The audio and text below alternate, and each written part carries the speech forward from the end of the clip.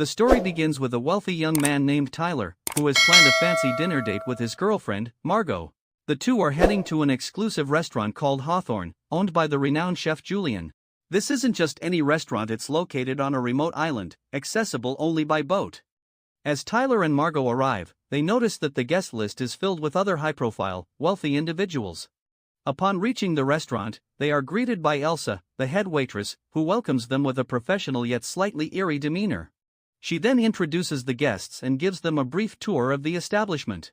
During the tour, Elsa reveals an interesting detail: the restaurant's staff lives together on the island like a close-knit family.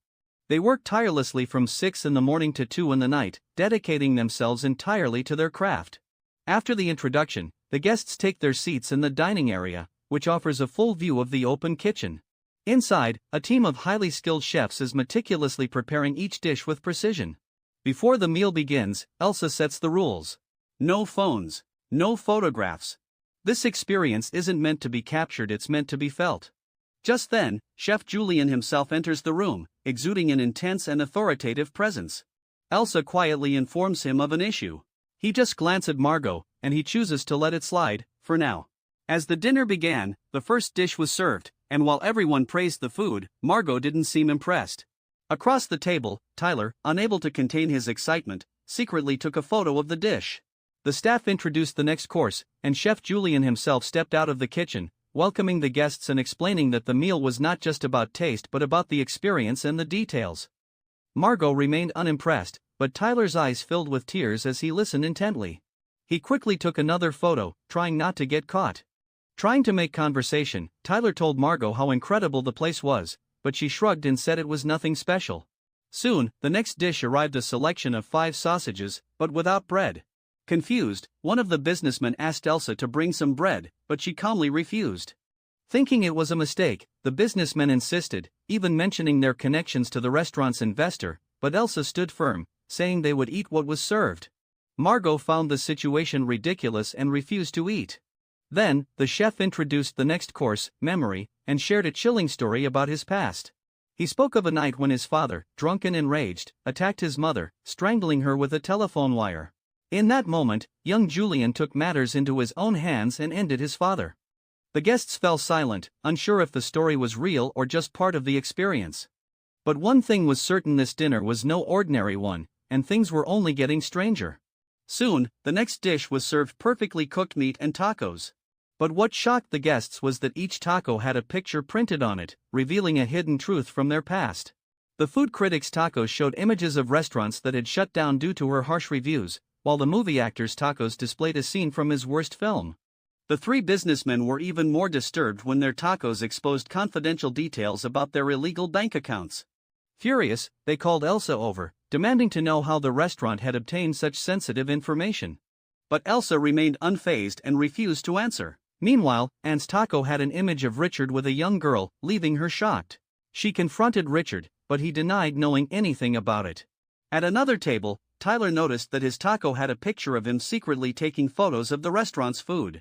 Panic set in as he considered apologizing to the chef, but Margot dismissed his fears, telling him he is overthinking. She then excused herself and went to the washroom, only to find Chef Julian following her inside. He looked at her intently and asked, "Who are you?"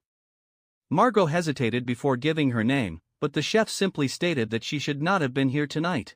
His words sent chills down her spine. Returning to her seat, Margot barely had time to process what had just happened before the chef introduced his student, Jeremy. At first, he praised Jeremy's skills, but his tone quickly shifted. He coldly declared that Jeremy would never become a great chef. The room fell silent as the tension grew unbearable until, without warning, Jeremy took his own life in front of everyone. The guests gasped in horror, but Julian remained unfazed, claiming it was all part of the experience. Shaken, everyone tried to regain composure, but Richard had enough. He stood up, demanding to leave. Elsa calmly but firmly instructed him to sit back down, but he refused to listen. Within seconds, the restaurant staff seized him, and to everyone's horror, they cut off one of his fingers. The room froze in shock as Richard screamed in agony. The message was clear: any attempt to escape or disrupt the chef's vision would result in a punishment far worse than they could imagine. The room fell into a stunned silence. Everyone was horrified by what had just happened, everyone except Tyler. He remained still, quietly eating his food as if nothing had happened. After some time, Chef Julian called Margot into the kitchen. His expression was unreadable as he looked at her and said, "Tell me the truth, who are you?" He explained that he had spent years perfecting his craft, preparing for this very night, but her presence was ruining everything. Then, with chilling calmness, he revealed the truth: everyone here tonight is going to die. Margot's blood ran cold. The chef gave her an ultimatum. She had 15 minutes to decide whether she wanted to die with the guests or with the staff. Tears welled in Margot's eyes as she returned to her seat, completely shaken. Meanwhile, the chef moved on to the next course. Before serving, he offered the guests a final opportunity. "If anyone has a question, ask now." A man hesitantly raised his hand, his voice trembling. "Why are you doing this?" The chef sighed, then spoke with unsettling clarity. "Because I'm tired. Tired of this restaurant, tired of cooking without joy. And each one of you is responsible for that." He turned to the food critic. "You destroyed careers with your words. Because of you, so many restaurants shut down. And your editor had helped you in everything." Then, his gaze shifted to Richard and Anne.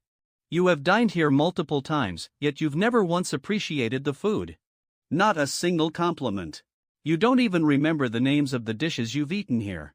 His voice grew colder as he spoke of the restaurant's angel investor, the man who had provided the funds to keep this place running.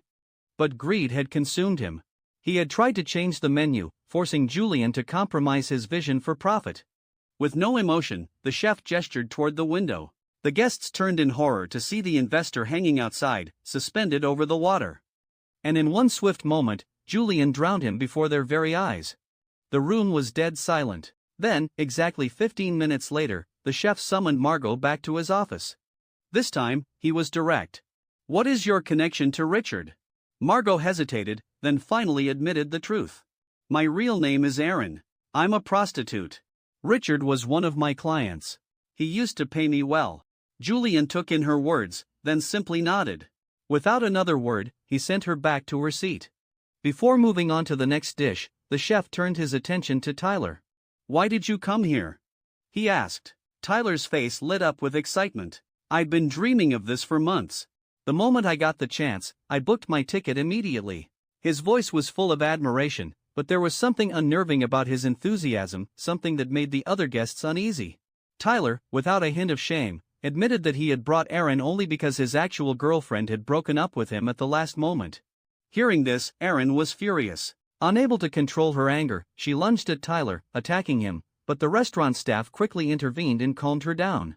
A little later, Chef Julian called Erin to his office. This time, his request was unusual. He asked for her help in preparing the dessert. Without much explanation, he told her to fetch a special box from the storage room. Erin, trying to stay composed, silently left to do as she was told. Meanwhile, back in the restaurant, the movie star, still in shock, blurted out, "What did I even do to deserve this?" Julian turned to him with an expression of disgust. "One of your movies was so terrible that I wasted my precious time watching it. It ruined my entire mood." The guests stared in disbelief. People were being punished for something as petty as a bad movie, but Erin wasn't heading to the storage room. Instead, she sneaked into Julian's private quarters, a place no guest was ever meant to enter. There, she found a locked door. Just as she reached out to open it, she was ambushed. Elsa lunged at her with a knife. A brutal struggle broke out. Erin fought back with everything she had, and in the chaos, she accidentally killed Elsa. Breathing heavily, Erin stared at Elsa's lifeless body, realizing the gravity of what had just happened. But she had no time to process it. She quickly took the keys from Elsa's pocket and entered Julian's room. Inside, she found something unexpected: walls covered in newspaper clippings and photographs of Julian. Most pictures showed him with an intense, almost frightening expression. But then, she spotted one that was different from the rest. It was an old photograph of him smiling, truly happy. It was taken during his early days when he worked at a humble burger joint. In the picture, he held up an Employee of the Month certificate, beaming with pride. Then, something else caught her eye: a radio. Wasting no time, Erin grabbed it and sent out a distress signal, calling the Coast Guard. She frantically explained the horrific situation at the restaurant, hoping someone would come to their rescue. After sending the message, Erin returned to the restaurant with the box, trying to act normal. Moments later, the Coast Guard's boat appeared outside. Julian, unfazed, turned to the guests with a chilling warning. "No one will open their mouth. The guard stepped inside, his expression was serious. We received a distress call about multiple murders happening here. The tension in the room was unbearable. But before anyone could speak up, Julian smoothly stepped forward and smiled. There must be some misunderstanding. Everything is fine here. The guard hesitated for a moment, scanning the room. Then, his eyes landed on the movie star. Instantly, his demeanor changed. Wait. I know you. I'm a huge fan. He pulled out a notepad. Can I get your autograph? The movie star took the pen, his hands shaking. Trying not to make it obvious, he scribbled a desperate message beneath his signature, "Help us." Seeing the hidden message, the guard suddenly raised his gun at Julian. The guests finally felt a glimmer of hope, believing they were about to be rescued. They quickly started confessing everything to the guard, desperate to escape this nightmare. But just as relief washed over them, just then it is revealed that the gun was fake. A wave of laughter erupted from the staff as the guests stood in stunned silence. Julian then revealed the truth: this isn't a real Coast Guard. He works for me. The guard, now grinning, casually walked away, leaving the guests more hopeless than ever. With the final dish approaching, Erin suddenly had an idea. She boldly looked Julian in the eyes and said, "I don't like the food." The room fell silent. The chef's expression darkened as he asked, "What didn't you like?" Erin said, "I'm still hungry, and this restaurant isn't serving anything that actually satisfies me." Julian's ego flared at the insult. He asked, "Then what do you want to eat?" With a smirk, Erin replied, "A cheeseburger. An American cheeseburger with fries." For the first time that night, Julian hesitated. Something shifted in his expression. Without another word, he turned toward the kitchen and got to work. As he carefully prepared the burger, a rare moment of nostalgia washed over him. He wasn't a world-class chef anymore, just a man who loved cooking. He remembered the simpler days, back when food made him happy. Finally, he placed the burger in front of Erin. She took a bite, and her face lit up. "Now this is delicious," she said, genuinely impressed. She praised Julian, and for the first time, he looked content. Then, Erin made her move. "I'd like to take the rest to go," she said. Julian stared at her for a moment, considering. Then, with a small nod, he wrapped the burger, handed it to her, and accepted the money she offered. Erin slowly got up, walking toward the exit. She paused for a moment, glancing at the guests, debating whether to help them. And, sitting across the room, suddenly signaled her to go. Erin didn't hesitate, she left. As she climbed into a boat and drifted away from the island, Julian turned back to his guests. "You are all the reason my art and my life have been ruined," he declared. "Now, you will become part of my final masterpiece." The final course began. The staff prepared the dish, dressing the guests in marshmallow capes and chocolate hats, turning them into literal desserts. Then, as Julian gave the final command, the restaurant was set ablaze.